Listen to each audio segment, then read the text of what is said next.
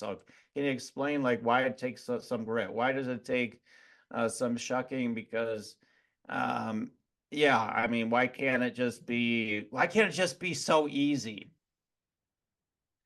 Well, maybe sometimes it is easy. Mm, I don't want to yeah. suggest that there's hard and defined rules for living life in any way. So this is more just a possibility for people, an invitation to Mm, really explore what works for them and what works for you.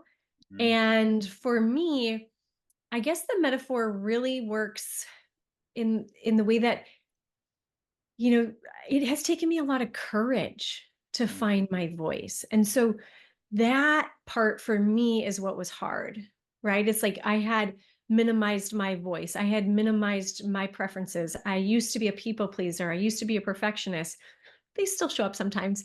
But so the courage to really believe a different way is possible, those are the edges that I'm talking about. And mm, so it's not necessarily a physical pain. Sometimes it's an emotional pain or um and just the discomfort of when we expand and when we really start to remember who we are. Because I think at the core for me and my journey, it's almost like I forgot what a miracle I was. And once I remembered that, it's been so much easier to keep that shell open because I didn't have to hide from the world because mm.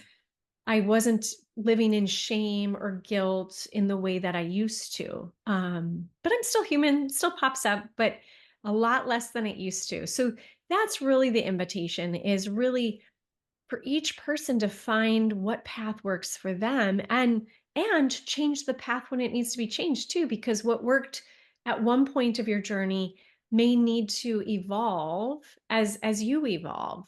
So what I mean by that is, the very first life coach I had, she was amazing and she took me a long ways. And then now I'm working with a shaman, right? They just teach different things. Not that this first person was wrong or bad Right, or anything. They gave me like training wheels.